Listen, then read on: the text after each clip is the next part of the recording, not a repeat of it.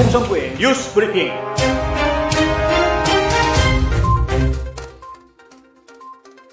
(5월 11일) 홍성구의 뉴스 브리핑 시작하겠습니다. 먼저 오늘 전해드릴 주요 소식 간추려드립니다.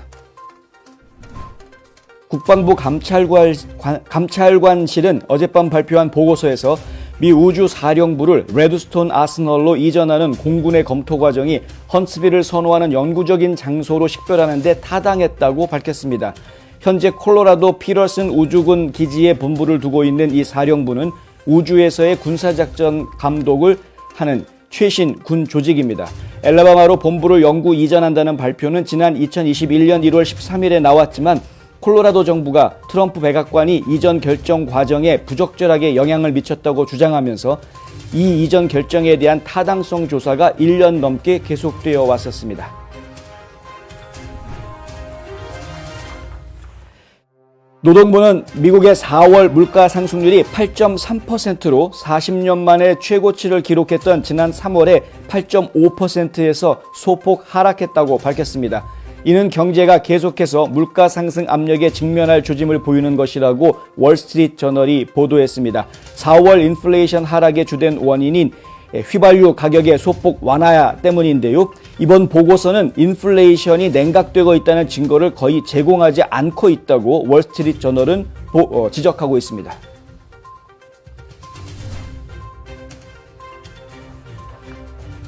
미국에서 가장 인기 있는 주택담보대출의 평균 금리가 지난주 2009년 이후 최고 수준으로 올랐으며 비용 증가에도 불구하고 주택담보대출 수요가 2주 연속 급증한 것으로 나타났다고 로이터 통신이 보도했습니다. 30년 고정금리 주택담보대출 평균 계약금리가 5월 6일까지 일주일 전 5.36%에서 5.53%로 늘어났습니다. 5년 변동금리 모기지인 아움 이자율은 4.47%로 나타났습니다. 암에 대한 인기가 훨씬 더 올라가고 있다고 하는데요. 자세한 소식 잠시 뒤에 정리해드리겠습니다. 도널드 트럼프 전 대통령이 뉴욕 주 검사에게 11만 달러의 벌금을 내야만 하고 자신의 사업 관행에 대한 민사 조사에서 소환장에 응하지 않은 것에 대한 법원 명령의 모욕죄를 없애기 위해 다른 조건들까지 충족해야 한다고 뉴욕주 판사가 오늘 말했습니다. 아스터 앤 로건 판사는 트럼프 전 대통령이 10년 넘게 재무제표 자산 가치를 부풀렸는지에 대한 레티샤 제임스 뉴욕 법무장관의 소환장에 불응하자 모욕죄 판결을 내리고 하루 1만 달러의 벌금을 부과한 바 있는데요. 지금까지 내야 될 벌금을 그냥 11만 달러만 내면 일단 모욕죄를 해지해 주겠다고 이야기한 것입니다. 하원은 어제 러시아의 침략에 맞서고 있는 우크라이나에 약 400억 달러의 추가 지원 안건을 표결에 붙여 찬성 368대 반대 57로 가결했습니다. 이는 조 바이든 대통령이 요청한 330억 달러보다 무려 70억 달러가 더 많은 것으로 군사, 경제, 인도적 지원을 총망라하는 패키지로 구성되어 있습니다. 공화당 의원들은 강하게 반대하고 있는데요. 어떠한 내용들을 반대하고 있는지 구체적인 지적들도 몇 곳 나왔습니다. 잠시 뒤에 자세히 전해드리겠습니다.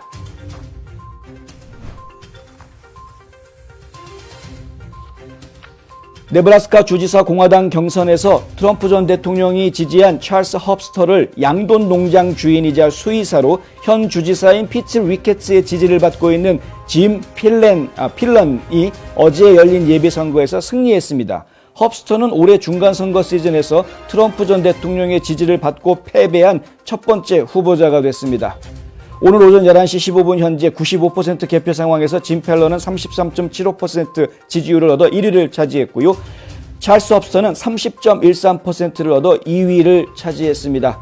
이곳은 결선 투표가 없는 곳이기 때문에 짐 펠런 후보의 선출이 확실시 됐습니다.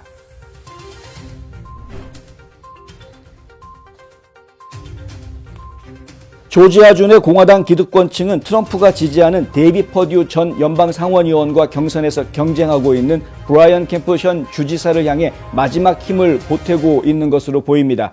캠프는 최근 전미 소청협회의 지지를 받았으며 곧 조지 W. 부시 전 대통령과 함께 모금 행사를 가질 예정입니다. 공화당 주지사협회는 또한 수개월 동안 캠프를 강하게 지지해왔고 그의 재선 출마에 약 $500만 쓰고 있습니다. 캠프는 5월 24일 조지아 프라이머리를 앞두고 경선 기간 내내 퍼듀를 한참 앞서는 여론조사를 보여왔는데요. 어떠한 결과가 나오고 있는지 자세한 내용 다시 정리해드리겠습니다.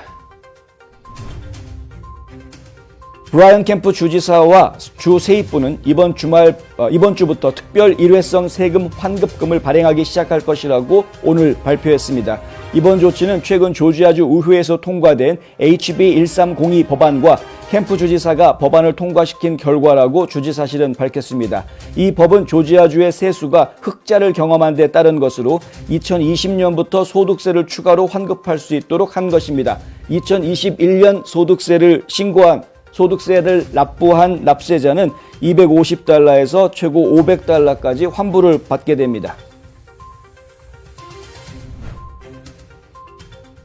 조만친 상원의원은 오늘 전국적으로 여성의 낙태를 성문화하는 법안에 대해 동료 민주당원들과 함께 투표하지 않을 것이라고 밝혔습니다.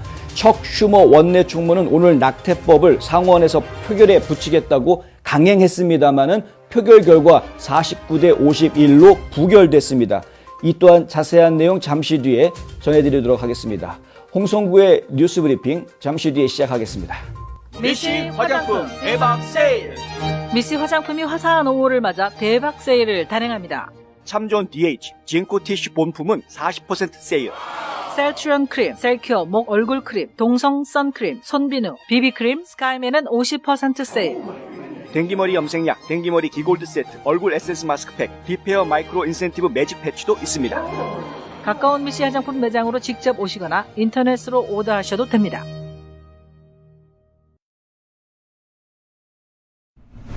네, 여러분 안녕하십니까? 홍성구 기자입니다. 오늘 시작하기 전에요. 어제 저희 우편으로 저희한테 그 버지니아에서 세일 앤 황자님께서 후원금 보내주신 것이 들어왔습니다. 감사히 잘 받았고요. 네, 더 열심히 하도록 하겠습니다. 제가 감기가 좀 낫나 했더니 또 저희 PD님이 또 감기 걸리셔가지고요. 지금 이제 감기가 돌고 있습니다. 지금. 하여튼 계속해서 열심히 노력하겠고요. 응원해 주셔서 정말 감사합니다. 오늘 첫 번째 소식은 엘라바마주 이야기입니다. 엘라바마주의 헌츠빌이라는 도시는 별명이 있습니다. 이른바 로켓 시티라는 로켓의 도시라는 별명이 있습니다. 그런 별명이 있을 만도 합니다. 그곳에 있는 그 여러 기관들을 보면은 그럴 수밖에 없다. 뭐 나사도 있고 공군도 있고 뭐 여러 기관들이 그곳에 배치가 되어 있는데 주로 로켓을 개발하는 그런 작업들이 진행이 되고 있고요. 미사일이라든가 로켓 같은 개발들이 진행이 되고 있습니다. 뭐 제블린 우크라이나에서 사용하고 있는 제블린 미사일도 그쪽에서 일단 연구가 있었던 것으로 알고 있고요. 그러니까 지금 약간 지역이 좀 다르긴 하지만 실제로 생산되는 지역은 또 다른 곳이긴 하지만은 어쨌든 이 헌츠빌 주변 지역들은 군사시설 그리고 특히 우주항공산업 쪽과 관련한 군사시설들이 상당히 많이 모여있는 그런 곳이기도 합니다. 원래는 그곳으로 우주사령부 본부를 설치를 해라, 옮겨라 라고 트럼프 대통령 때 이미 이야기를 했던 부분입니다. 트럼프 대통령이 이제 자신 있게 방송에 출연까지 해서, 방송 출연은 아니군요. AL.com이라는 알라바마주의 유력한 주류 언론과 인터뷰하면서 본인이 지시했다. 알라바마주에 그런 산업들이 모여 있으니까 그쪽으로 가면 훨씬 더 유리하지 않겠느냐 해서 본인이 이렇게 지시했다라고 이야기한 인터뷰한 내용도 있고요. 근데 오히려 이 인터뷰가 문제가 돼가지고 지금 원래 현재 지금 우주사령부 본부가 있는 콜로라도 지역에서 난리가 난 거죠. 콜로라도의 피러슨 우주군 기지에 본부를 두고 있는데 이 본부를 사령부 본부로 옮긴다고 왜 옮겨야 되는 거냐 이제 이렇게 된 겁니다. 그래서 지금 그 과정에 트럼프 대통령의 입김이 작용한 거 아니냐라는 의혹을 강하게 제기를 했고요. 공군에서는 그런 문제가 없다라고 분명하게 선을 그었음에도 불구하고 공군의 해명으로는 만족하지 않는다 해가지고 정식으로 이제 연방 국방부에서 감사가 진행이 되기 시작합니다. 그 감사가 진행된 지 벌써 1년이 훌쩍 넘어섰습니다. 벌써 한 1년 4개월 정도 된 셈인데요. 어제 저녁에 감사 보고서가 나왔습니다. 감사 보고서 결과 내용은 뭐냐면 결론적으로 공군이 이 본부를 옮기는 데 있어서 크게 잘못한 게 없다라는 게 결론입니다. 문제 삼을 게 없다라는 게 결론이죠. 엘라바마로 본부를 영구 이전한다라는 발표는 원래는 2021년 1월 13일에 있었습니다. 그러니까 트럼프 대통령이 백악관을 떠나기 바로 일주일 전에 있었던 겁니다. 다들 이제 떨어지는 낙엽도 조심해야 되는 말년 트럼프 대통령이라고 생각을 하고 있었으니까 더군다나 콜로라도주는 주 전체 분위기가 약간 좀 왼쪽으로 치우쳐져 있는 그런 정치 성향도 가지고 있고, 그러니까 그쪽 분위기에서 봤을 때는 있으면 이상하다. 트럼프 대통령이 괜히 떠나기 전에 막판에 이상하게 뭐 한마디 하고 간 거 아니냐, 그래서 이거 움직이는 거 아니냐, 이제 이런 식의 이제 반발이 나왔던 것이었고요. 그래서 과연 그 결정이 타당했는지 타당성 조사가 진행이 됐는데, 트럼프는 대통령이었던 2021년에 AL.com과 인터뷰에서 자신이 우주사령부 본부를 엘라바마로 이전하라고 지시했다고 밝혔고요. 그것이 확언이 됐는지 공군 측에서 아무리 우리가 제대로 된 기초 행동, 뭐 준비 요건 사항 이런 것들 잘 갖추어서 비딩해가지고 부지를 선정한 것이다라고 아무리 설명을 해도 이 설명이 먹혀들질 않았습니다. 그러나 콜로라도 정부 측의 항변에 이어서 감사관의 감사가 진행이 됐고요. 감사실에서는 어제 발표한 감사 결과 보고서에 따르면 공군 관계자들이 우주사령부 본부가 선호하는 영구적 장소로 엘라바마주 헌츠빌을 선정하는 데 타당하다는 것을 발견했다. 전반적으로 국방장관이 지시한 기초 행동 절차는 연방법과 국방성 정책을 준수하고 공군은 기초 행동에 대한 국방장관의 요구사항을 준수한다고 판단했다. 그러니까 뭐든지 다 지시한 대로 다 지켜서 결정을 한 장소였다는 것이 확인이 됐다. 이제 이렇게 결론이 난 겁니다. 이렇게 결론이 나오고 나니까 엘라바마주에 있었던 연방 상원 의원들, 연방 하원 의원들이 다 같이 환영하는 그런 메시지들을 내놓았습니다. 리처드 셜비 연방 상원 의원은 아주 좋은 소식이다. 공군이 공적에 따라서 헌츠빌을 선정한 것이고 헌츠빌이 우주사령부 고향으로 불리기에 최적의 장소라는 것을 재확인해 준 결과다. 이제 이런 식으로 이야기했고요. 그리고 또 이제 모 브룩스 연방 하원 의원도 이런 말을 하는데요. 레드스톤 아스널이라는 이 지역은 지금 보시는 것처럼 여러 기지 시설들이 주요 우주항공 관련된 시설들이 다 모여 있는 곳입니다. 과거에는 이곳이 2차 세계대전 당시에 처음 이 지역이 만들어졌을 때 아예 정부가 부지를 엄청난 한 3만 에이커가 넘는 엄청난 부지를 사들여가지고 그곳에서 화학무기를 만들기 위한 제조공장을 가동을 했던 그런 곳이었었습니다만은 그 이후에 이제 우주항공 쪽과 관련되어져 있는 그런 그 기지들이나 개발 기구들이 집중적으로 모여 있는 장소로 이제 변합니다. 어쨌든 지금은 이제 그런 상황으로 이미 변해 있는 그런 상태이고요. 이 아스널 지역에 레드스톤 아스널 지역은 엘라바마주와 테네시 계곡의 우주 및 방위 생태계를 보여주는 증거다. 이 생태계는 현재 육군 우주 및 미사일 방어 사령부, 육군 항공 및 미사일 사령부, 그리고 국방정보국 미사일 및 우주정보센터, 미사일 방어국 운영부, 그리고 나사 마셜 우주 비행센터 등이 운영되고 있는 곳이다.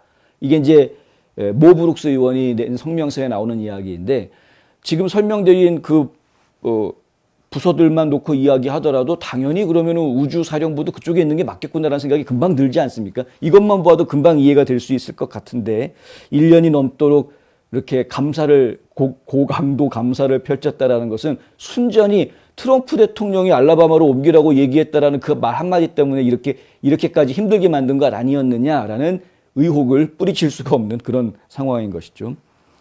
제리 칼 연방 하원 의원도 이번 보고서 채택을 상당히 축하했고요.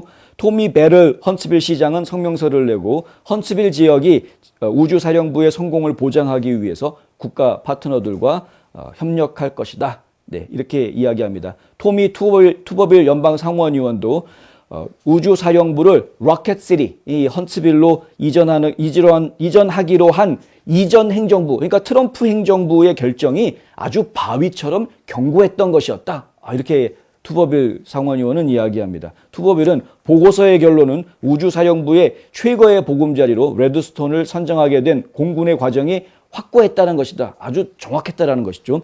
감사관은 1년 이상 공군의 업무에 대한 감사를 실시했다. 이런 광범위한 평가 끝에 감사관이 근거 과정이 법을 준수하고 객관적인 요인에 따른 결정임을 확인하게 돼 기쁘다. 이전 행정부는 다시 바꿔서 이야기하면 트럼프 행정부는 이런 이사를 위한 최선의 결정을 내리기 위해 규칙을 따랐다. 우주사령부는 헌츠빌에 있어야 한다. 예. 트럼프가 했던 말들이 다 옳았다라는 게 바이든 취임 이후에 하나둘씩 다 드러나고 있는데 심지어는 이런 것조차도 우리가 잘 모르고 있던 부분이었습니다만은 이런 부분까지도 핍박을 받고 있었다라는 게 참 안타깝습니다. 하여간 어쨌든 제대로 된 보금자리를 찾게 돼서 다행이고요.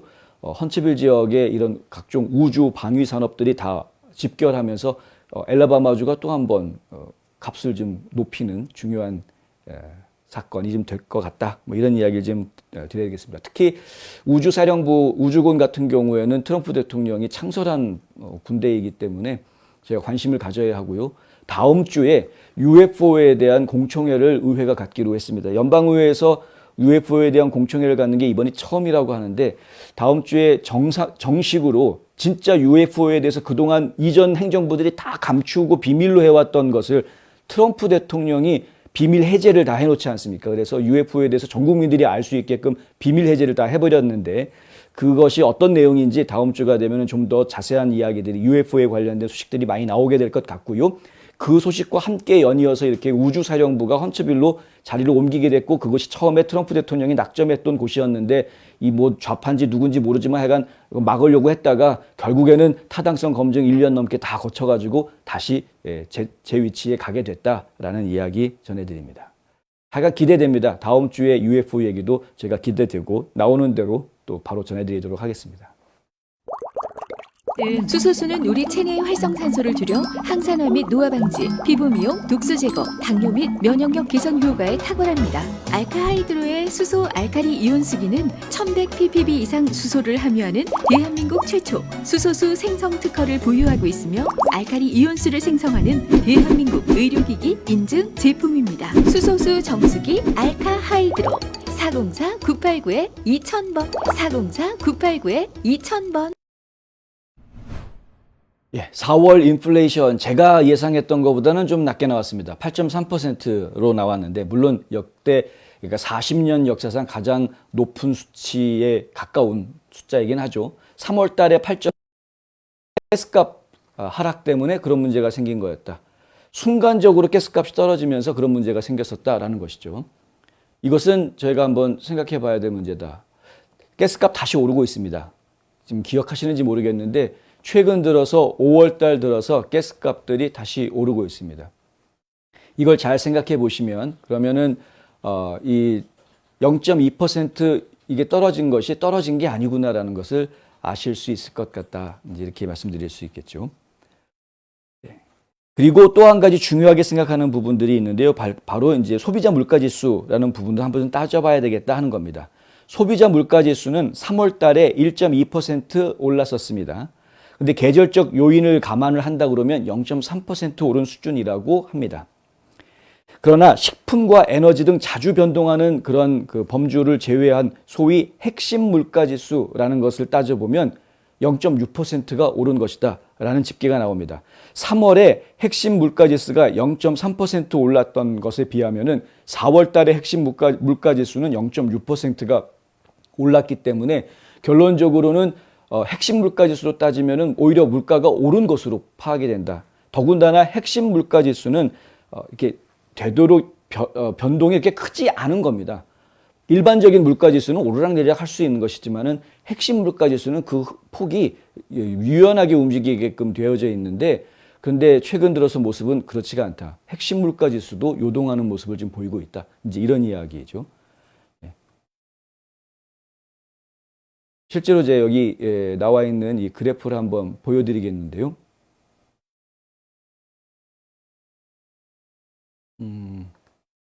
이 그래프를 보시면은 이제 왼쪽에 있는 그래프는 물가가 인플레이션에 대한 그래프고요. 인플레이션 보시면은 지금 뭐 거의 90년대 이전으로 올라가서 80년대 좀 중반쯤으로 지금 가 있는 것 같은 그런 느낌을 주고 있습니다. 80년대 초에 가까워지는 그런 무서운 모습을 보여주고 있고요. 이건 이제 오일 쇼크가 있었던 시절과 비슷한 듯한 느낌을 주는 것이고요. 그 오른쪽 밑에 있는 도표를 보시면은 이 파란색 선이 그 일반 소비자 물가 지수이고 녹색 연두색 선으로 나온 것이 그것이 이제 핵심 소비자 물가 지수입니다. 핵심 소비자 물가 지수에는 음식값이라든가 에너지값, 그러니까 석유값 같은 것들이 포함되지 않습니다. 웬만하면 변하지를 않는 겁니다. 그 그래프에서 보시는 것처럼 녹색 선이 왼쪽 부분 보시면은 그렇게 많이 움직이지 않습니다. 파란색은 위아래로 막 왔다 갔다 하는데도 녹색 선은 그냥 계속해서 비슷비슷하게 움직이는 모습을 보실 수가 있습니다. 그런데 오른쪽 끝에 최근에 와서 파란색도 뛰고 녹색 선도 훌쩍 뛰는 그런 모습을 보여주고 있는 것이죠. 그러니까 물가지수가 핵심 물가지수가 안정적이지 않고 핵심 물가지수 자체가 뛰고 있다는 것은 전 분야에 거쳐서 어떤 특정 분야가 아니라 전체 분야에 걸쳐서 물가가 크게 올라가고 있는 모습을 보여주는 것이기 때문에 이것은 심각하게 생각할 수 있는 부분이다. 결코 지금 인플레이션이 0.2%포인트 떨어졌다고 우리가 안심할 수 있는 그런 상황이 아니다라는 점을 분명하게 보여주고 있다는 것이죠. 자, 그렇습니다. 마르코프스카라는 분이 있는데요. 제프리스라는 회사의 수석 금융 경제학자인데 이 마르코프스카가 하는 이야기는 이렇습니다. 연준은 우리를 2%의 인플레이션으로 되돌리기 위해 그만큼 더 열심히 일해야 될 것이다. 한 달간의 높은 핵심 인플레이션을 지적하면서 이런 이야기를 합니다. 그러니까 지금 우리가 흔히 지금 접하고 있는 인플레이션 8.3% 이거를 얘기하는 게 아니라 지금 전문가들이 보고 있는 부분들은 바로 이쪽 그래프를 얘기하는 것이죠. 이렇게 부드럽게 움직이고 있던 핵심 물가 지수 녹색선이 갑자기 지금 튀어오른 이 상황을 지금 굉장히 중요하게 봐야 될 것이다. 이거 바로잡으려면은 연준이 굉장히 바쁘게 움직이게 될 거다. 다시 바꿔서 얘기하면 고금리 시대를 좀 더 당겨야 될 것이다라는 말로 저는 이제 이해할 수 있을 것 같습니다. 최근에 나온 보도들을 보면은 다음번에 연준이 기존 금리를 올릴 때 0.5%가 아니라 0.75%로 올려야 된다라는 이야기가 지금 나오고 있는 그런 상황이죠. 그렇게 이야기가 될 정도로 지금 위중한 상황이다라는 것입니다. 인플레이션이 떨어진 것으로 보고가 된 것 같지만 결코 떨어진 것이 아니다라는 이야기를 그래서 저희가 하고 있는 것이고요. 금리 인상, 수요를 잠식시키기 위해서 인플레이션을 내릴 수는 있는데 하지만 대부분 소비자들에게 인플레이션은 역사적으로 높은 임금 상승률을 능가하고 있기 때문에 역시 문제라는 것이고요. 임금 상승은 또다시 물가를 상승하게 하는 요인이 된다라는 말씀도 예전부터 드려왔었죠. 그러니까 임금이 올라가면 물가가 더 올라가고 그러면은 결국에는 물가가 계속 올라가니까 소비자들은 더 힘들어질 수밖에 없고 그런데 그 상황에서 금리를 자꾸 올리고 시중의 통화를 줄이려고 하는 연준의 노력들이 지금 더 가속을 하기 때문에 결국 경기 침체가 오지 않겠느냐. 쓸 돈은 없고 물가는 한참 높고 이렇게 될 경우에는 결국에는 기업들이 그것을 방지하기 위해서 물건값을 내려야 되니까요. 연준이 이 이자를 올리는 이유는 순전히 그것 때문입니다. 연준이 이자를 올리는 이유는 물가 인상률을 낮추기 위해서 자꾸 이걸 하는 것이기 때문에 물가를 낮춘다는 것은 결국 기업 입장에서 가격을 깎아줘야 된다는 이야기인데 기업 입장에서 가격을 깎아주기 위해서는 인건비를 조정할 수밖에 없게 됩니다. 자재비도 자재비지만 결국은 임금을 삭감하는 그런 상황으로 가야 되고 아니면 해고를 해야 되는 임금을 삭감하거나 사람들을 해고해야 되는 이런 상황으로 가야 되는 것인데 그것이 결국에는 경기 침체라는 현실로 우리에게 다가오게 될 수밖에 없는 것이죠. 그래서 그렇게 될 가능성이 지금 크다. 언제쯤 그런 일이 정말 벌어지겠습니까? 라고 물어보신다면 그거는 며느리도 모릅니다. 라고 대답을 드리는 게 정답일 것 같은데 저희가 대략 예상하기에는 올해 말경에는 이미 그런 현상이 나타나지 않겠느냐라는 게 저희가 대략 지금 현재 예상하고 있는 시점입니다. 대비하셔야 되고요. 그리고 내년은 굉장히 힘들고 어두운 한 해를 보내게 될 것 같다. 이렇게 나라가 힘들고 경제가 어려운 지표들이 계속 나오고 있음에도 불구하고 지금 정신 팔고 우크라이나다가 계속 돈 퍼주겠다고 하고 있는 이 바이든 행정부 저희가 정말 깊이 생각해 봐야 될 문제다라는 이야기도 안 드릴 수가 없죠. 그 이야기는 잠시 뒤에 다른 소식 통해서 또 계속 전해드리도록 하겠습니다.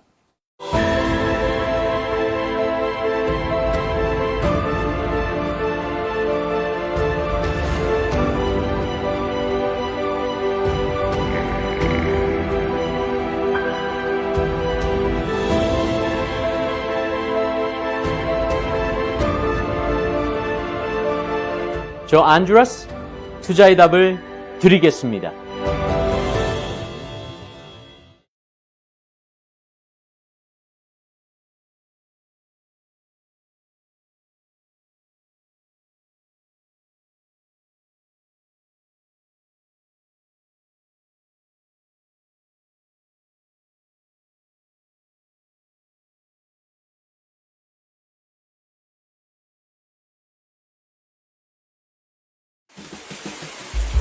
피부 트러블, 아토피, 탈모.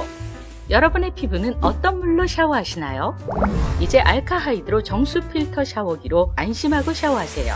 100% 메이드 인 코리아. 미국 NSF 인증 필터를 이중으로 사용해서 녹물, 물곰팡이, 중금속, 냄새, 석회질, 각종 부유물, 그리고 뇌먹는 아메바까지 완벽하게 걸러줍니다.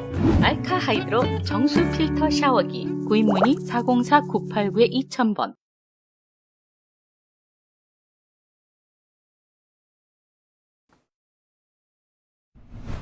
예, 죄송합니다. 방송 상태가 고르지 않다 해가지고 지금 확인을 좀 해봤는데요.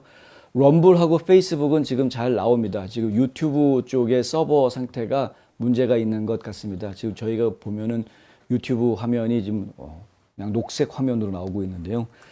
유튜브의 서버 컴퓨터 쪽에 지금 스트리밍 서버에 문제가 있는 것으로 지금 보이고요. 안타깝지만 럼블하고 페이스북에서 보시면 아무 문제 없이 보실 수 있고요. 유튜브에는 우리가 저희가 방송 끝나고 난 뒤에 녹화 파일 된 것을 올려놓도록 그렇게 하겠습니다. 다음 소식 전해드리겠습니다. 미국의 모기지 이자도 계속해서 올라가고 있다. 그럴 수밖에 없죠. 이제 뭐 연준이 계속 금리를 올리겠다라고 계속 신호를 주고 있기 때문에 따라서 모기지 이자도 같이 올라갈 수밖에 없습니다. 미국에서 가장 인기 있는 주택담보대출 30년 평균 이거 지금 이자가 무려 5.53%까지 올라가 있다. 좀 평균치이긴 합니다만은 5.53%까지 올라가 있다. 이렇게 30년 모기지가 계속해서 올라가니까 결국에 소비자들이 이 고정금리가 너무 비싸다라는 이제 생각을 안 할 수가 없는 상태가 돼버렸고요. 그래서 상당히 많은 사람들이 5년 변동금리 모기지로 옮깁니다. ARM 해가지고 ARM이라고 하죠. 이 ARM이라는 쪽으로 옮기게 되는데 ARM도 지금은 이제 뭐 4.47% 뭐 이렇게 얘기를 하고 있습니다만은 그래도 ARM이 30년 고정보다는 좀 더 낫다 해가지고 그쪽으로 좀 옮기고 있는, 왜냐하면 30년 고정이 좀 빠르게 올라가고 있기 때문에 이자가, 그래서 지금 암으로 옮기는 사람들이 좀 많다라는 이야기이고요. 흥미로운 점은 이렇게 금리가 계속 오를 것이고 또 이자가 올라갈 것이다, 모기지 이자가 올라갈 것이다 라는 예고가 나와 있는 상태에서 더 오르기 전에 지금이라도 빨리 집을 사자, 모기지를 신청하자 하는 사람들이 상당히 늘어나고 있는 것으로 파악이 되고 있습니다. 최근 2주 동안에 이 주택담보대출 신청이 계속 늘어나고 있다, 상승하고 있다, 이런 보도가 나왔는데요. CNBC에 따르면은 주택 구매를 위한 모기지 신청 건수가 지난주 대비 5% 증가했다, 이렇게 나와 있습니다. 수요가 전체 작년에 비하면은, 작년 이맘때에 비하면은 8% 정도 낮은 것이긴 하지만, 바꿔서 이야기하면 팬데믹이 한창일 때보다는 지금은 주택을 사겠다라는 수요가 좀 낮아지기는 했으나, 그렇지만은 여전히 지금 상당히 높은 수요를 보이고 있는 그런 상황이다라는 이야기고요. ARN, 그러니까 이 ARM이라는 변동이자 모기지를 이용하는 사람들의 변동금리 모기지가 차지하는 비율이 전체 대출의 11%를 차지한다. 이건 건수를 기준으로 한 것이고요. 대출금, 이 달러가 얼마냐, 대출금 기준으로 하면은 전체의 19%를 해당한다고 합니다. 이거는 저희가 좀 심각하게 봐야 되는 부분입니다. 왜냐하면 30년 고정금리 대출보다 그것에 비해서 ARM 변동금리 대출은 훨씬 더 위험성이 크기 때문에 그렇습니다. 왜냐하면 변동금리라는 것 자체가 금리가 변화할 수 있다는 것이기 때문에요. 암으로 주택을 구입하신 분들이 지금은 조금 더 싸다고 구입했는지 모르겠는데 몇 년 지났다가 갑자기 이자가 확 올라가면서 지금 이제 모기지 페이먼트 해야 되는 그 페이먼트가 너무 많이 늘어나는 바람에 감당할 수 없다 해가지고 그냥 주택을 내동쟁이 치는, 깡통주택을 만들어버리는 이런 경우들이 발생할 수 있는 소지가 고정금리보다는 이 ARM이 더 확률이 높기 때문에 그렇습니다. 예전에 서프라임 모기지 사태가 발생했을 때에도 결국에는 이런 그 암 대출 같은 것들이 이제 활성화됐었고요. 그리고 이제 리파이낸싱 같은 것들이 활성화되면서 도저히 해줄 수 없었던 대출들을 막 해주는, 아무한테나 막 대출해주고, 심지어는 디파짓 머니가 전혀 없어, 제로 디파짓, 제로 다운 페이먼트죠. 제로 다운 페이먼트에도 얼마든지 융자해 줄 수 있다, 뭐 이런 식으로 해가지고 마구 융자를 해줬다가 나중에 그 사람들이 페이먼트를 감당하지 못하면서 이 주택이 완전히 주택시장이 무너졌던 그런 상황을 저희가 보았는데, 지금 그럴 위험성이 높은 상품들이 지금 사람들 눈에 띄고 있고 지금 이용이 점점 높아지고 있다는 것을 보여주는 것이기 때문에 저희가 딱 잘라서 정말 그렇다라고 단정 지을 수 있는 것은 물론 아니지만 그럴 위험성이 있는 것이기 때문에 저희가 상당히 좀 주의해서 보아야 하겠다. 이러한 추세들은 나중에 몇 년 정도 시간이 지나고 난 뒤에 실제로 고금리 시대에서 주택을 빼앗겨버리는, 차압당하는 그러한 가구들이 늘어나게 하는 현상으로 연결될 수도 있기 때문에 전혀 바람직하지 않은 현상이다, 이렇게 이제 볼 수밖에 없습니다. 솔직한 말씀으로 말씀을 드리자면 지금 주택을 살 능력이 안 되는데 억지로 주택을 사시려는 분들은 정말 참으시기 바랍니다. 차라리 좀 기다리십시오. 조금만 기다리시면은 렌트비가 오히려 떨어질 겁니다.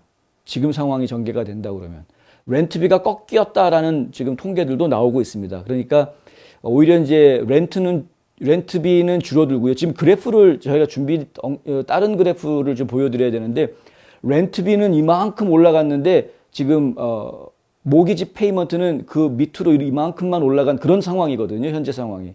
그래서 모기지 페이먼트는 계속 올라가지만은 렌트비는 지금 더 이상 안 올라가고 꺾여서 떨어질 것이다라는 전망들이 많이 나오고 있습니다. 그러니까 어떤 면에서는 장기적인 시각에서 보면은 주택 가격이 적당해지는 시기를 기다리시는 것이 오히려 더 적당할 것 같고, 그 상황 속에서는 그냥 모기지 렌트하고 계시는 것이 오히려 더 현명한 방법일 수도 있다라는 이야기죠. 지금 뭐 제가 갑자기 뭐 도사가 된 듯이 얘기해서 제 말 믿고 그렇게 했다라고 얘기하면 제가 할 말이 없습니다만은 알아보시고 하시고 전문가들 조언을 들어서 하시길 바라고요. 근데 지금 저희가 시장이 돌아가는 상황들을 분석을 해보면 그런 분위기가 보인다라는 겁니다. 그래서 본인이 감당할 수 있는 안정적인 30년 동안 내가 이만큼은 계속해서 갚을 수 있다라는 안정적인 선을 확보하고 주택을 구입하시는 것은 문제가 없지만, 무리해서 지금 무리해서 계속 이자 올라간다는데 더 올라가기 전에 빨리 사자, 이런 식으로 무리해가지고 5년함이라도 빨리 해가지고 어떻게 해보자, 이런 식의 생각을 하시는 거는 굉장히 위험하실 수 있다라는 말씀 다시 한번 드립니다. 지난 2년간 과열 조짐을 보이고 있는 주택시장은 특히 금리 민감 업종으로 간주되고 있는 분야입니다. 연준의 정책 위반자들은 현재의 두 자릿수 연간 가격 상승률의 일부를 약화시키기를 열망하고 있습니다. 주택가격 어떻게 해서든 더 늘어나지 않게, 주택값이 더 올라가지 않게 떨어뜨리게 하고 싶다라는 것이 지금 연준에서 희망하고 있는 부분이다 이거죠. 주택값이 지난 2년 사이에 몇십 프로씩 확 올랐기 때문에 사상 최저 수준의 주택 재고, 유난히 높은 가계저축, 극도로 타이트한 고용시장, 그리고 근로자들의 이동성 증가로 인해서 가격 상승이 촉진되고 있습니다. 그들이 원하는 만큼 시장을 냉각시킬 수 있을지 두고 봐야 한다라고 로이터 통신은 보도했습니다. 과연 주택값을 진짜 연준에서 원하는 대로 떨어뜨릴 수 있을까? 그것은 좀 두고 봐야 될 것이다 라는 입장을 이야기했는데, 연준이 그런 의지를 가질 수밖에 없고요. 아까 말씀드린 대로 경기 침체를 감수하고라도 인플레이션을 잡겠다라고 했기 때문에 그럴 가능성이 상당히 있습니다. 그래서 주택을 소유하시려고 지금 준비하시는 분들은 한번 더 깊이 생각하시는 시간을 가지셔야 할 것 같고요. 이미 주택을 가지고 계신 분들도 유지하는 방법에 대해서 좀 더 심사숙고하실 필요가 있을 것 같다라는 생각을 지금 드리죠. 이제 모기지 페이먼트를 내시는 분들 같은 경우에는 특별히 그렇습니다. 재융자건은 지금 크게 줄어들었다라는 이야기가 나오는데, 그거는 예전에 비해서 재융자 해봤자 별로 제대로 좋은 이자율을 받을 수가 없어서 이제 그런 이야기들이 나오는 것이고요. 지금 중요한 것은 노동시장이 지금 굉장히 타이트하기 때문에 임금을 계속 올린다라는 데 문제가 있습니다. 임금을 올려주고라도 이 사람이 다른 회사로 가지 않고 내 회사에서 계속 일해주길 바라는 고용주의 마음 때문에 그런 것인데, 이 고용인들을 계속 붙잡아두기 위해서 임금을 올리다 보니까 일하는 사람들은 쓸 수 있는 돈이 생기는 거죠. 능력이 되니까 가능할 거야 라고 생각하고 선뜻 주택 구매를 추진할 수도 있는데요. 근데 이 상황이 오래가지 않을 거다라는 것이 지금 많은 경제학자들의 이야기라는 점을 다시 한번 강조해 드립니다. 지금 임금 올랐다고 그거 믿고서는 하셨다가는 좀 곤란하실 수 있다. 왜? 이제 실직자들이 나오고 임금이 떨어지는 그런 상황, 그 경기 침체 현상이 올 것이기 때문에 그렇습니다. 그래서 주의하시기를 바란다라는 말씀 다시 한번 드립니다.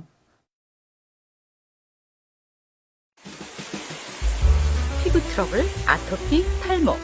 여러분의 피부는 어떤 물로 샤워하시나요? 이제 알카하이드로 정수 필터 샤워기로 안심하고 샤워하세요. 100% 메이드 인 코리아. 미국 NSF 인증 필터를 이중으로 사용해서 녹물, 물곰팡이, 중금속, 냄새, 석회질, 각종 부유물, 그리고 뇌먹는 아메바까지 완벽하게 걸러줍니다. 알카하이드로 정수 필터 샤워기. 구입 문의 404-989-2000번.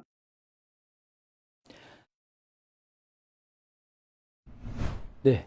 이거 뭐 짧게 설명드릴 이야기인데요. 뉴욕주의 판사, 지금 화면에 보시는 이 판사입니다. 이 아서 엔로곤이라는 판사가 그 예전에 트럼프 대통령한테 법정 모독죄를 적용을 해가지고 모욕죄죠. 모욕죄에서 하루 $10,000불씩 벌금 내라 이렇게 판결을 했었습니다.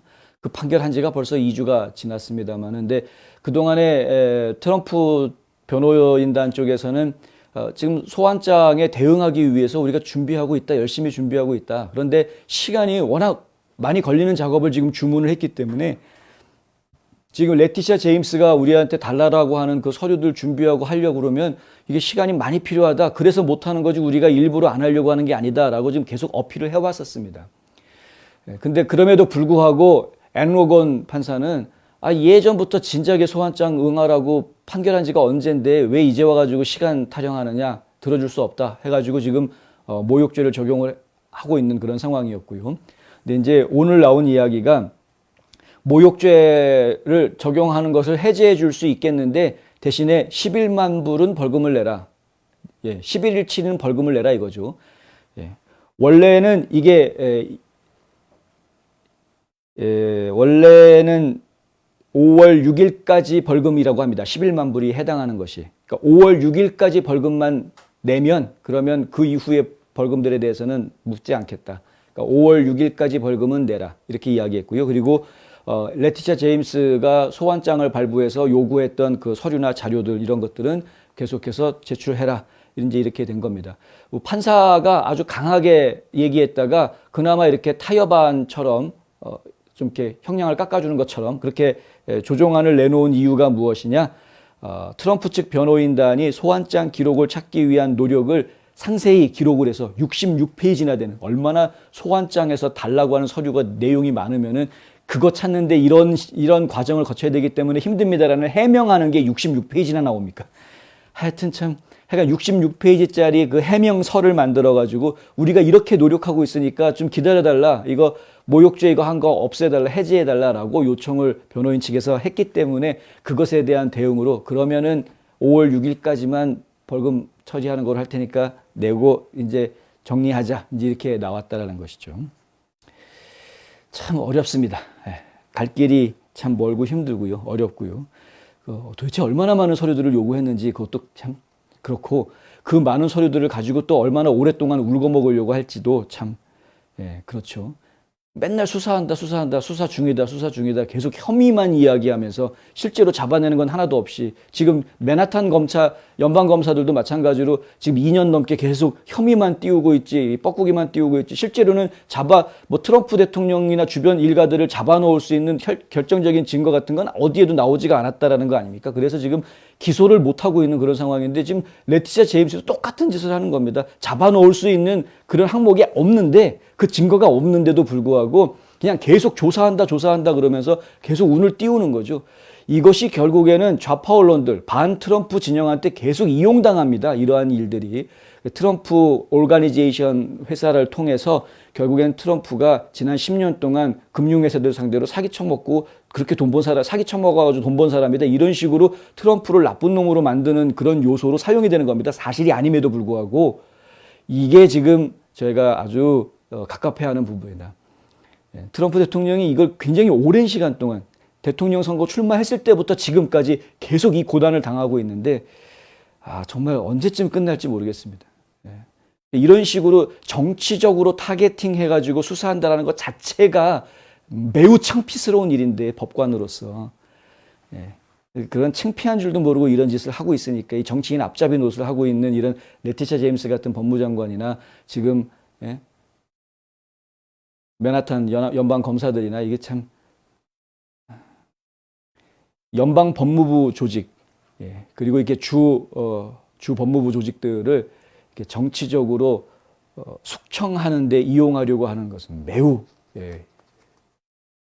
정말 후진적인 제3세계 저기 뭐 어디 아프리카 후진 나라에서나 있을 법한 말도 안 되는 그런 행동들입니다. 사실은 갑갑하죠. 하원에서는 우크라이나에 400억 달러를 지원하겠다라는 법안을 통과시켰습니다. 지금 화면에 보시는 것처럼요. 제가 좀 더 크게 키워드리자면 민주당 보시면은 219명 찬성. 이건 뭐 전원 찬성이라고 봐야 됩니다. 2명은 기권했는데 왜 기권했는지 저희가 모르고요. 하여간 전원 찬성이다 이렇게 봐야 되겠고요. 그리고 공화당이 좀 패가 갈렸는데 공화당은 149명은 찬성했습니다만은 57명은 반대. 반대표 확실하게 던졌습니다. 예전에 한 10명 반대표 던졌던 일이었는데 이번에는 57명으로 늘었습니다. 기권이 3명이 있긴 합니다만은. 근데 어쨌든 이 우크라이나에 지원하자라는 내용에 대해서 반대표를 드는 공화당 의원들이 예전에 저희가 10명 보도해 드렸던 기억이 나는데 그거보다 훨씬 늘어났다. 이건 저희가 좀 이제 발전하고 있구나라는 생각이 좀 드는 부분이고요. 이번에 통과된 패키지 400억 달러 패키지는 군사 경제 인도적 지원을 총망라하는 패키지다. 이렇게 되어져 있습니다. 말은 그럴듯하죠. 군사적인 지원, 경제적인 지원, 인도적인 지원 뭐 세 가지 다 필요한 것이기는 하겠습니다만은 그런데 원래 바이든 대통령이 의회에다가 요구했던 것은 330억이었습니다. 그런데 의회가 자발적으로 70억을 더해서 400억으로 통과를 시켰습니다. 이 400억으로 통과를 시키는 과정 중에 투표가 들어가기 전에 가장 먼저 큰 목소리를 낸 인물이 칩 로이 연방 하원의원입니다. 텍사스주의 연방 하원의원인데 뭐라고 이야기했냐면 야 시간 좀 주고 법안 검토할 시간 좀 주고 뭐 투표를 하든 말든 하자. 어떻게 법안 내용이 나왔는데 이걸 검토할 시간도 없이 칩 로이 의원이 뭐라고 얘기했냐면 난 아직 한 번도 읽어보지도 못했다라고 얘기를 하더라고요. 이 연설 강단에 나와가지고 포디움에서 난 이거 아직 한 번도 읽어보지도 못했다. 어떻게 이렇게 시간도 주지 않고 촉박하게 이걸 투표해가지고 넘기려고 하느냐. 한두 푼도 아니고 400억 달러나 되는 돈인데. 우크라이나와 함께 서는 것에 대해서 얘기하고 싶으냐?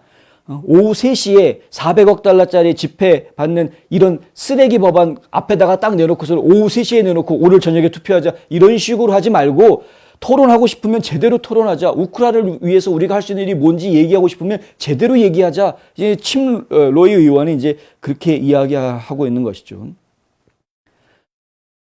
아니나 다를까 법안 안에 정말 쓸데없는 내용들이 여러 가지가 있다. 쓸데없는 수준을 넘어서서 매우 이상한 내용도 들어가 있다. 마조리 테일러 그린 의원이 몇 가지 일부 페이지 내용들을 트윗에다가 올렸습니다. 그중에 2가지를 제가 지금 보여드리려고 하는데요.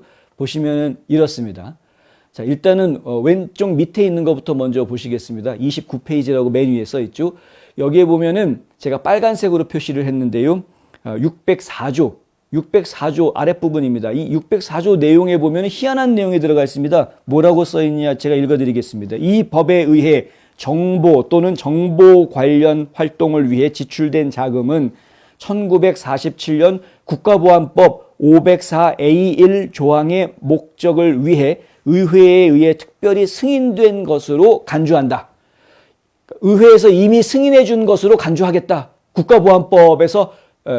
국가보안법에서 이야기하는 의회 승인을 요구한다라는 부분을 이미 해준 것으로 해주겠다. 정보부에서 사용할 수 있는 돈 이야기하는 겁니다. 마조리 테일러 그린 의원이 이 사진을 올려놓고 뭐라고 얘기를 했냐면은요. 예? 그 CIA 얘기를 꺼냈는데 CIA에 대해 자금을 승인하고 있다. 그런데 무엇에 얼마나 많은 돈이 쓰이는지에 대한 얘기가 없다는 거죠. 어디다 쓰겠다는 거냐? 다시 한번 보여드릴까요? 이 법안, 이 섹션 604 보시면은 내용이 그렇습니다. 그러니까 국가보안법 1947년에 만들어진 국가보안법에 따라서 의회의 승인을 받은 것으로 한다. 정보부가 사용하는 돈들에 대해서는 정보부가 쓰는 돈이라고 그랬으니까 뭐 여기에는 이제 인텔리전스라는 게 물론 인텔리전스 커뮤니티가 저희가 미국 내에 있는 정보부서가 한 열 몇 개 되는데요. 15개인가 17개인가 하여간 그렇게 되는데 근데 그 중에 하나가 CIA이긴 합니다. 그럼 CIA 외에도 뭐 다른 정보부서들도 많습니다. 군 내에 있는 부서도 있고 FBI도 정보부서에 들어가 있고요. 그런데 이런 정보 활동을 하는 곳에 사용되는 돈에 대해서는 사용할 수 있다라고 의회가 미리 승인을 해준다라는 이야기인데 내용이 없다는 거죠. 무슨 일에 쓰는 건지, 어느 부서가 쓰고, 누가 쓰고, 어디에 쓰고, 얼마를 쓰겠다는지 내용이 없는 겁니다.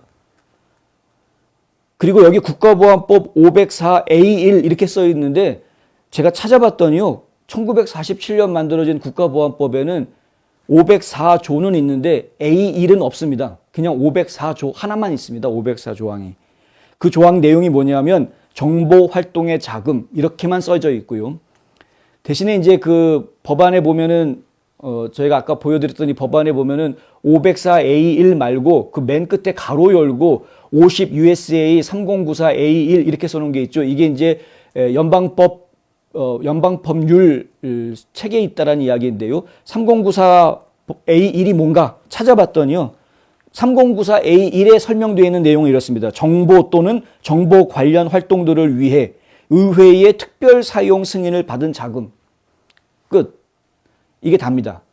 그러니까 정보 부서들이 어떤 활동을 하기 위해서 의회의 특별 사용을 승인받은 자금 이렇게만 표현이 되어 있습니다. 그러니까 어디에다가 얼마를 쓴다 이런 건 도저히 상상이 안 되는 그런 내용들인 것이죠.